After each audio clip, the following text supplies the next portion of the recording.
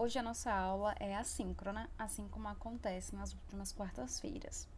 Hoje a gente vai estudar o período regencial. O que é que foi esse período? E as principais revoltas que ocorreram durante o período regencial. Veja bem, esse período é um período muito conturbado, de bastante instabilidade, em que há uma crise enorme no Brasil, uma crise política e econômica. E esse período regencial é um período de transição entre o primeiro reinado do Dom Pedro I e o segundo reinado do Dom Pedro II. Veja, na aula passada nós estudamos sobre o primeiro reinado, como é que foi o governo do Dom Pedro I e a abdicação do trono. O Dom Pedro I, ele abdica o trono em 1831, em favor do filho, que é o Pedro de Alcântara, que vai ser conhecido mais tarde como o Dom Pedro II. O Dom Pedro I, ele sai do poder em 1831. Então, após a sua renúncia, após a renúncia do Dom Pedro I, o Partido Brasileiro, lembra do Partido Brasileiro que era dividido entre liberais e conservadores? Eles aproveitam e ocupam o poder por meio de uma regência, já que o filho do Dom Pedro I, o Pedro de Alcântara, tinha apenas 5 aninhos de idade e com 5 anos ele não consegue governar. Então, esse período é um período muito instável. Há a ausência do imperador e há divergências e revoltas. Como assim a ausência do imperador? Veja, quando Dom Pedro I ele abdicou do trono em 1831, o Pedro de Alcântara, que é o filho dele, só tinha 5 anos. É impossível uma criança governar. É impossível uma pessoa de 5 anos governar um país como imperador, governar um império brasileiro. Era impossível. Então, na Constituição de 1824, feita por Dom Pedro I, essa Constituição dizia que, na impossibilidade do imperador governar, seria estabelecida uma regência governada por 3 regentes. Então, o que acontece? Esse período regencial, há uma ausência do imperador, porque ele é uma criança, no seu lugar governa-se uma regência.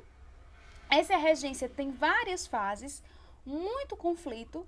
Entre os próprios regentes há uma grande divergência de opiniões políticas, opiniões econômicas, opiniões sociais e também há muita revolta. Durante o período regencial, há uma série de revoltas pelo Brasil. Pipocam várias revoltas, várias manifestações pelo Brasil. Então, se você imagina que o Brasil, que o povo brasileiro sempre ficou calado diante das arbitrariedades das autoridades, está muito enganado. O Brasil se revolta desde que o Brasil é colônia, há muito tempo. E no período regencial, a gente vai estudar as principais revoltas. Daqui a pouquinho a gente estuda essas revoltas. Primeiro, a gente tem que entender como é que foi esse período regencial. A gente já compreendeu que foi instável, que estava passando por crise. O Brasil estava passando por uma crise muito grande nas exportações do açúcar e do cacau, que eram produtos muito importantes para a economia brasileira. Havia divergências e conflitos entre os próprios regentes e haviam muitas revoltas.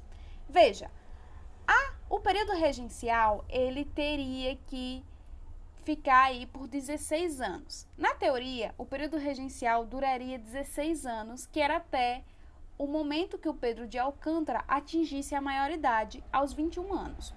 Como Dom Pedro I ele saiu do poder em 1831 e deixou o filho com 5 anos, somente quando ele completasse 21 anos ele assumiria o poder. Então, o período regencial duraria aí 16 anos até o Dom Pedro II, o futuro Dom Pedro II, atingisse a maioridade e ele fosse coroado como imperador. Como vocês já devem ter visto, o período regencial não durou 16 anos, mas sim uns 9 anos. Então, o que aconteceu para esse período ser diminuído aí em vários anos? Veja bem, o período regencial ele é dividido em 4 fases. Não precisa decorar as datas de cada fase. Primeiro, nós temos uma regência trina provisória, uma regência trina permanente, uma regência una e outra regência una. Se você for um aluno atento, você deve estar se perguntando agora, professora, A senhora não disse agora há pouco que na Constituição de 1824 dizia-se que, na impossibilidade do imperador, haveria uma regência governada por 3 regentes? Então, por que está existindo uma regência una, uma regência de apenas um regente? O porquê disso?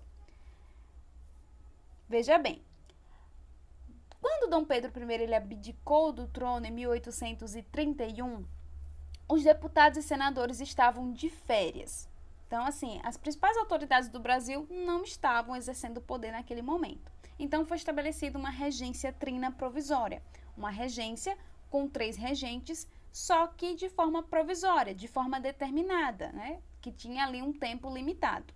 Essa regência ela foi estabelecida ali em meados de abril de 1831 e finalizou em junho de 1831, quando foi votada uma nova regência e foi eleito novos regentes. Agora existiam 3 regentes e foi estabelecido a regência trina permanente. Essa regência ela teve uma duração de 4 anos. O correto seria ela ter uma duração de 16 anos. O que aconteceu para ter essa diminuição do tempo de forma tão brusca? Veja bem, o Brasil estava passando por uma crise muito grande nas exportações do açúcar e do cacau, que eram os principais produtos. Existiam outros também, mas o açúcar era assim um produto muito importante para o Brasil naquela época, e ele estava passando por uma crise muito grande. Então a economia brasileira estava numa situação difícil. Além disso, o Brasil, o povo que estava aqui no Brasil, digamos que o povo brasileiro, não se via como brasileiro. A maioria não tinha esse aspecto, não tinha esse pertencimento, essa identidade de ser brasileiro. Hoje em dia, alguém que mora no Pará se reconhece como brasileiro porque ele mora no Brasil. A gente que é de Sergipe, a gente se reconhece como brasileiros porque moramos no Brasil. Nessa época, isso não era tão comum. Muitas pessoas não se reconheciam fazendo parte do Brasil. Então, ele não tinha uma unidade nacional. A maioria das pessoas se reconheciam fazendo parte do seu estado. Então, se você nasceu em São Paulo, você se considerava paulista. Você não se considerava brasileiro. Isso era o mais comum. Então, não havia uma unidade nacional. E isso era um problema muito grave, porque algumas revoltas pediam a separação do seu estado ou de alguns estados do Brasil. Era como se o Brasil estivesse sendo dividido. E isso era um problema muito grande, era um problema grave. Além disso, a ausência do imperador não fazia, assim, impossibilitava com que essa unidade nacional fosse formada nas pessoas. As pessoas ficavam muito revoltadas porque não existia um imperador. O imperador do Brasil tinha ido para Portugal, tinha abdicado do trono, no seu lugar tinha deixado um filho que era uma criança. Então, não existia um imperador governando o Brasil, mesmo o Brasil sendo um império. Então, isso gerava uma série de revoltas. Além disso, as divergências políticas entre os regentes e também as autoridades que estavam em volta dos regentes fazia com que tivesse muito conflito entre eles. E o que é que aconteceu? Em 1834, foi votado um ato adicional. Esse ato adicional, ele modificava alguns artigos da Constituição de 1824. Veja bem, a Constituição é a lei máxima de qualquer país. Praticamente todos os países têm a sua Constituição, todos os estados têm a sua Constituição e todos os municípios têm a sua lei orgânica. A Constituição é a lei máxima. Ninguém está acima dessa lei, todo mundo deve obedecê-la. Então, a Constituição dos estados, as constituições dos estados, elas estão abaixo da Constituição brasileira. Atualmente, professora, é essa Constituição que está em vigor, a de 1824? Não. O Brasil, ele ama fazer Constituição. Vocês vão perceber que essa é a primeira e que ao longo aí da história brasileira existiram outras constituições que foram criadas por vários governos. Atualmente, a nossa Constituição é a de 1988. É uma Constituição bem diferente dessa que a gente está estudando. Então, veja, o ato adicional, ele tinha o objetivo de modificar alguns artigos da Constituição de 1824. Ele modificou essa ideia de que existia uma regência trina. No lugar de uma regência trina, agora haveria uma regência una. E essa regência una governaria por 4 anos.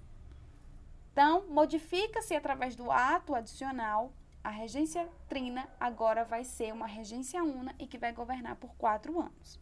Então, se novamente você for um aluno atento, você vai perceber que a regência una não durou 4 anos. A primeira regência una não durou 4 anos, durou apenas 2 anos. Professora, e o porquê? O regente responsável pela regência una, ele estava sofrendo com alguns problemas de saúde. E também havia muito conflito entre as pessoas que estavam em volta desse regente. Né? Havia uma pressão muito grande em cima desse regente. Então, havia revolta de um lado, pressão de outro, problema de saúde, ele não concordava com muitas coisas. Enfim, estava uma bagunça geral e esse regente resolveu renunciar. Ele renunciou à regência e aí foi estabelecida uma nova regência una, que era por outro regente. Essa nova regência una também não durou 4 anos, ela durou bem menos de 4 anos, por conta do golpe da maioridade. Eu falei para vocês que, na teoria, o período regencial duraria 16 anos, mas na prática ele só durou aí uns 9 anos, é muito tempo antes. E por que isso aconteceu? Porque houve um golpe da maioridade. Partidos políticos se aliaram ali ao futuro Dom Pedro II e deram um golpe no Estado em que ele deveria governar os 21 anos e, na verdade, ele governou com uma idade bem menor que essa, bem menor que 21 anos. Então, ele deu um golpe da maioridade. É conhecido como golpe da maioridade porque ele foi coroado imperador do Brasil com o título de Dom Pedro II em 1840, quando ainda não tinha nem 21 anos. Ele não tinha 21 anos, não tinha a maioridade correta, mas ele deu esse golpe bem antes de completar a idade correta. Esse golpe colocou Dom Pedro II no poder e aí inicia o segundo reinado a partir de 1840 e termina o período regencial. Durante o período regencial foi criado a Guarda Nacional. A Guarda Nacional era um instrumento de defesa das pessoas da elite, dos mais ricos, dos aristocratas. Então, ele utilizava desse recurso, que era como se fosse um exército. Não era bem um exército, mas era como se fosse. Utilizava aí desse recurso, desses homens, dessas pessoas que faziam parte da Guarda Nacional, para interesses próprios. Isso acontecia muito. E tinha muitas revoltas que se rebelaram contra a Guarda Nacional. Além disso, durante o período regencial, a gente estudou que durante o primeiro reinado havia o Partido Brasileiro, que foi dividido entre conservadores e liberais. E agora, no período regencial, como é que estavam os partidos políticos? Veja bem, os partidos políticos foram divididos em 3 grupos no período regencial: os liberais moderados, os liberais exaltados e os liberais restauradores. Os liberais moderados, eles queriam uma monarquia constitucional, uma monarquia que governasse, sendo que seu poder fosse limitado por uma constituição e que atendesse seus próprios interesses. Os liberais restauradores queriam a restauração do poder monárquico. Ele queria que o Dom Pedro I retornasse ao poder e continuasse governando o Império Brasileiro. Só que em 1834, o Dom Pedro I morreu lá em Portugal. E aí, esse pessoal, os liberais restauradores, não tinha sentido de continuar e a grande maioria foi para os liberais moderados. E existiam os liberais exaltados. Esses liberais exaltados, eles exigiam o fim do poder moderador, então acaba com esse poder moderador. Lembra quando a gente estudou sobre a Constituição de 1824, que existia divisão em 3 poderes e que existia um 4º poder chamado poder moderador e que esse poder dava poder absoluto ao imperador? No caso, era o Dom Pedro I. Então, os liberais exaltados exigiam o fim desse poder moderador. Ele queria que acabasse e também queria uma maior autonomia das províncias. As províncias eram os estados atuais, bem semelhantes. E aí você pode estar me perguntando, professora, e as revoltas? A senhora falou aí que foi um período instável, foi um período de crise, foi um período de conflito e também foi um período de muita revolta. Quais são essas revoltas? O Brasil, ele se rebela desde o momento em que ele foi encontrado pelos portugueses. Então, assim, desde o período colonial, existem várias revoltas aqui no Brasil. Então, Se você imagina que os brasileiros são quietinhos, são caladinhos e que aceitam o que as autoridades dizem de cabeça baixa e ok, você está bem enganado. A história do Brasil mostra que nós, brasileiros, se rebelamos por muitas coisas.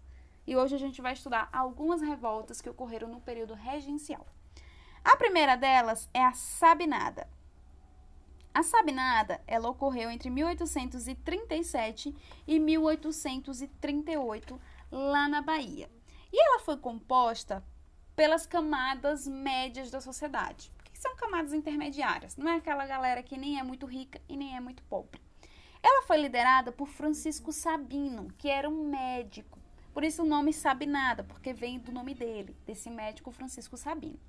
Esse médico, ele desejava, assim como outros líderes da Sabinada, eles desejavam separar a Bahia do restante do Brasil até a maioridade do futuro Dom Pedro II.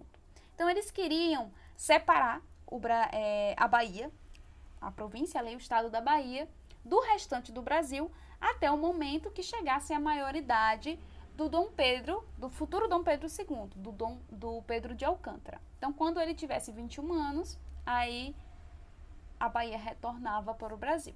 É lógico que o governo regencial reprimiu essa revolta violentamente, com bastante violência, tá? Não pense que o período regencial, não pense que os regentes eram bonzinhos, porque eles não eram. Eles reprimiram todas as revoltas de forma muito violenta. Aqueles não reprimiram de forma violenta, fizeram, sim, alguns acordos. Então, assim, algumas pessoas que participaram da Sabinada chegaram a ser queimadas vivas. Então, assim, foi bem violento e repressivo. A próxima é a cabanagem. A cabanagem ocorreu entre 1835 a 1840, lá no Pará. Então, veja, a Sabinada na Bahia, agora uma no Pará. São diferentes estados do Brasil. A cabanagem, ela era formada por cabanos, que eram pessoas que moravam em cabanas. Na verdade, é um movimento popular, tá? Dos mais humildes, dos indígenas, dos mestiços, dos quilombolas. Então, ela é formada principalmente pelas camadas populares. Essas camadas populares do Pará estavam inconformadas com a miséria, com o esquecimento da regência do Pará. Então, assim, o Pará era muito esquecido pelos regentes. Então, isso gerava muita revolta entre os cabanos. E esses cabanos, essas camadas mais humildes, essa população mais humilde, que eram os mestiços, os índios, os brancos, que não tinham muito dinheiro, que eram pobres, essa galera toda aí se juntou à elite local, se juntou aos líderes locais do Pará e foram contra a regência. Eles eram contrários à regência. Esses líderes políticos locais não gostavam da regência porque eles interviam na autonomia do Pará. Eles interviam no estado do Pará, nomeando governadores para o Pará. Então, o governador do Pará, algumas vezes, não só do Pará, tá? Mas de todos os estados do Brasil, com essa intervenção, com essa nomeação dos regentes, da regência para governador dos estados, alguns governadores nem eram daquele estado, eram de outros. Então, ele não sabia muito sobre as problemáticas do estado. Isso gerava grande revolta dentro das pessoas, entre as pessoas que participavam, que estavam ali naquele determinado estado. Então, no caso do Pará, eles estavam muito revoltados com a nomeação da regência de um governador que era bem diferente do que eles queriam. Então, as camadas populares, no caso os cabanos, se juntaram à elite local, aos líderes políticos locais e iniciaram essa revolta. Essa revolta, infelizmente, ela é muito esquecida, mas é uma revolta que foi, assim, extremamente reprimida, e reprimida, assim, de forma muito violenta. Ao total, foram, assim, mais de 30 mil mortos. Mais de 30 mil pessoas morreram por participarem da cabanagem. E é uma revolta que não tem muita mídia, que a maioria das pessoas nem conhece. Eu acredito que a maioria de vocês nem sabe, nem nunca ouviu falar da cabanagem. Mas foi uma revolta popular muito importante. Eles lutavam por melhores condições de vida, lutavam pelo fim da desigualdade social, lutavam pela menor intervenção da regência ali na província do Pará, mas eles foram reprimidos de forma muito violenta pela regência e cerca de 30 mil pessoas morreram aí por conta da repressão violenta da regência. A próxima é a Revolução Farroupilha ou Guerra dos Farrapos, que aconteceu entre 1835 a 1845. Essa daí já termina quando Dom Pedro II já está no poder. Dom Pedro II entra no poder em 1840 e essa Revolução Farroupilha, ou a Guerra dos Farrapos, ela termina em 1845, 5 anos após Dom Pedro já estar no poder. Ela ocorre no sul do país, principalmente ali nas regiões do Rio Grande do Sul e Santa Catarina, que eram os principais produtores de charque. Charque é como se fosse a jabá. Charque é a jabá que a gente conhece, que a gente come. Eles eram os principais produtores de charque do país. Só que a regência aumentou o preço da charque. Isso desvalorizou, porque com o aumento do preço, a maioria das pessoas não puderam comprar. E também haviam charques importadas, que eram trazidas de outras regiões, no caso da Argentina e do Uruguai. As charques que eram importadas da Argentina e do Uruguai não sofreram com esse aumento de preço. Então as pessoas preferiam comprar a charque da Argentina e do Uruguai do que do Rio Grande do Sul e de Santa Catarina. Então isso gerou uma grande revolta, era como se a regência tivesse desprivilegiando, tivesse assim meio que dando as costas para o próprio povo brasileiro, aquelas pessoas que faziam parte do Brasil. No caso, o Rio Grande do Sul e a Santa Catarina. Então, esses dois estados, essas duas províncias se juntaram e eles se rebelaram por conta do aumento do preço da charque. Tá? Esse movimento foi um movimento também de elite, mas que teve uma participação popular, porque os produtores de charque convenceram escravos e as pessoas mais humildes a lutarem ao lado deles. Principalmente prometendo liberdade e melhores condições de vida. Então, se você era escravo e participava aí da Guerra dos Farrapos, tem esse nome Guerra dos Farrapos ou Revolução Farroupilha, é porque a galera que guerreava estava vestida em farrapos, em trapos. Então, a galera que estava ali lutando mesmo, né, pegando em armas e lutando contra os soldados da regência, eles estavam farrapados, por isso Guerra dos Farrapos. E esses escravos, eles lutavam com o objetivo de conseguir a liberdade, porque esses produtores de charque prometiam a liberdade dos escravos caso eles lutassem ao lado deles pela Revolução Farroupilha. Então, foi um movimento bem misturado, um movimento que tinha elite e um movimento que tinha a população mais humilde. Foi um movimento bem misturado e que, inclusive, ele é muito idealizado lá no sul do país. No sul do país, até hoje, existem várias manifestações culturais, vários eventos comemorando a Revolução Farroupilha. Então, se você procurar Revolução Farroupilha, Santa Catarina, Rio Grande do Sul, você vai ver vários eventos que são feitos até hoje por eles. Eles gostam muito dessa revolução e, assim, valorizam demais ela. Valorizam muito e eles acham que foi extremamente importante para o Brasil. Veja bem, em 1938, Porto Alegre foi tomada. Porto Alegre foi tomada e foi instaurada uma república, chamada República de Piratini. Essa república foi instaurada um ano depois da tomada de Porto Alegre. Então, era como se estivesse separando essas regiões aí do sul do país do restante do Brasil. Essa república, ela tinha um regime republicano, por isso que é república, e não um regime monárquico, e não um império. Não era governada por um imperador, era governado por um governante com moldes, com ideias republicanas e não imperiais. Então, eles separaram essa região do sul do restante do Brasil.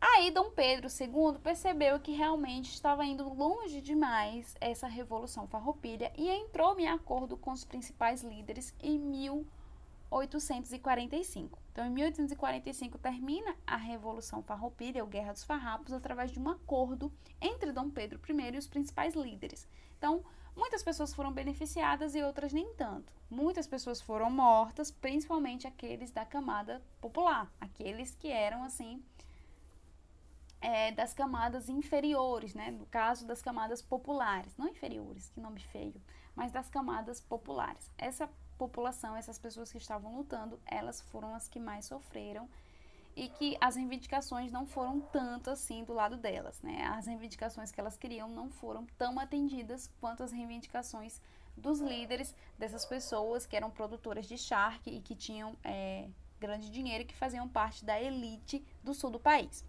A próxima é a balaiada.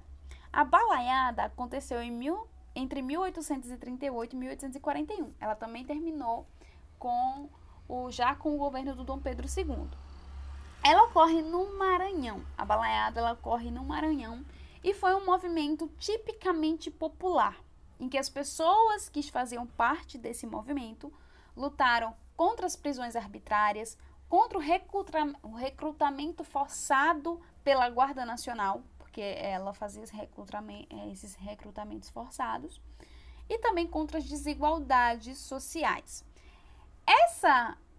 Esse movimento tipicamente popular, a grande maioria foi assim a população mesmo, das camadas populares, aquela galera que não tinha tanto dinheiro, na verdade que a galera pobre, que participou da balaiada. Esse nome balaiada vem dos balaios, porque existiam muitos artesãos que participavam desse movimento e eles faziam balaios, e por isso o nome balaiada. Existiam dois grupos nessa balaiada, nesse movimento popular. O grupo dos líderes políticos, que eram contrários às decisões do governo regente, e também o grupo das camadas populares, que lutavam por melhores condições de vida. A balaiada é um pouco semelhante à cabanagem. Havia ali uma certa relação entre a camada popular, entre o povão e a elite local. Só que a balaiada ela também foi reprimida de forma violenta, mas não tanto quanto a cabanagem. A cabanagem foi reprimida de forma, assim, extremamente violenta. Não é à toa aí que já tem mais de 30 mil mortos. Essas foram as principais revoltas do período regencial, pessoal. Qualquer dúvida, estou à disposição de vocês. Eu vou enviar um vídeo agora, assim, né, que vocês finalizarem de assistir esse, que é as orientações da nossa atividade. Vai ter uma atividade. Essa atividade é formativa, uma atividade que vale ponto, em que vocês vão produzir um boletim informativo sobre uma dessas revoltas. Então, você vai escolher uma dessas revoltas e produzir um boletim informativo. No próximo vídeo, eu vou explicar como é que faz esse boletim, como é que você vai organizar as informações, tudo certinho, tudo bonitinho, para que você não tenha dúvida. Caso ainda exista alguma dúvida, entre em contato pelo WhatsApp. Estou à disposição de vocês até o final da aula. Caso você ainda tenha alguma dúvida sobre como fazer a atividade, pode entrar em contato comigo em outro horário, pode ser em outro dia, não sendo hoje. Não tem problema nenhum. Entre em contato comigo para sanar qualquer dúvida. Essa atividade será individual e é uma atividade formativa, então ela vale ponto, ela será pontuada. Pessoal, até a próxima aula. Estou à disposição de vocês. Caso não tenha entendido alguma parte do assunto, caso queira que eu explique de uma forma melhor, pode pedir lá no grupo do WhatsApp do 8º ano.